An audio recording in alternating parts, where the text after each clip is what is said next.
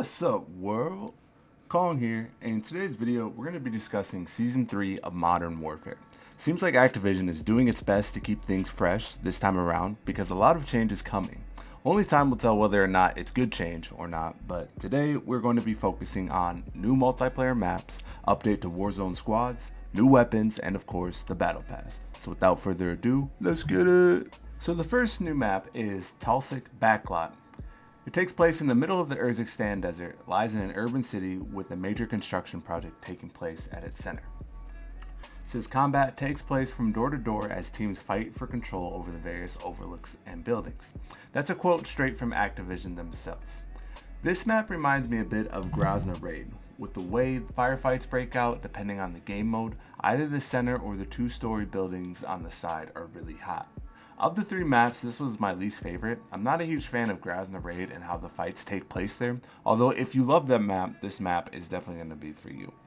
Hovik Sawmill, 3-lane map with the balance of mid to long range sightlines. Has an Arklov Peak feel as the landscape and architecture design make it feel as though these maps take place close to the same place. It's the most aesthetically pleasing of the new maps and it feels like a very well designed map. Now moving on to Anya Incursion, it's the last 6v6 map with a twist on Anya Palace. I'm not a big fan of the 10v10 Anya map, but this map is a very good follow-up to a map that used to be too big and boring in my opinion. When both teams have to fight for objectives in the palace, it's pretty challenging for either side to hold it down because of all the entrances through and around the palace. I'm glad they didn't overthink this map and really simplified what I now see is actually a pretty good map. My favorite of the three to play. I think these maps will be nice additions to the game. My first impressions on all these maps were that they were tolerable, as in they're pretty good designs, now I just need to learn the routes. Right now, there is a Season 3 mosh pit where you'll find all of these new maps in rotation along with a couple of fan favorite game modes. Now, the second major update is to Warzone. Warzone is turning out to be completely different now that squads include a fourth person.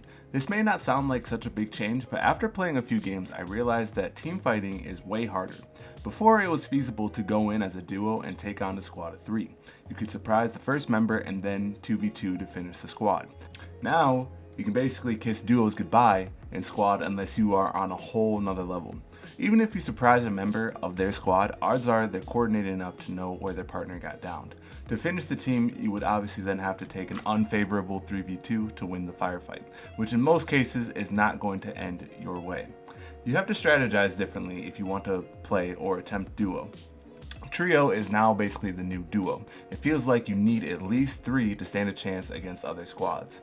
It feels like you are constantly battling your way out of situations only to find yourself getting chased down and third-partied by a squad who is watching the entire time. That's like every battle royale, but it's different. If you played last season, you will definitely feel the difference. Now, with that being said, not gonna lie, most of my friends' first impressions were that they did not like it. I felt similarly, but thought that maybe I just needed some time to adjust.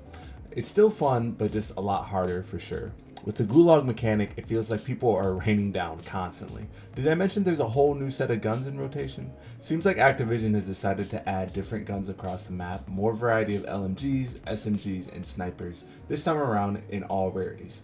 It's also good to note they added vehicle skins and increased the loadout drop to $10,000 instead of $8,500.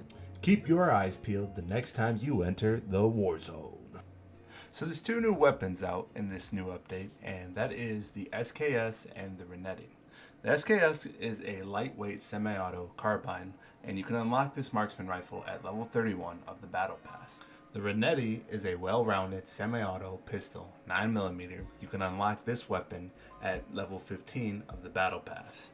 So the last and final update is obviously the Season 3 Battle Pass. This season's Battle Pass comes with the new operator Alex. Alex is a Call of Duty OG and most of us thought he was dead. Although I do not know the whole story, I'm sure it's out there on the internet. So what else can you expect from the Battle Pass? Well, vehicle skins for the quad bike, the 4-man golf cart, the helicopter, and Big Bertha all got skins.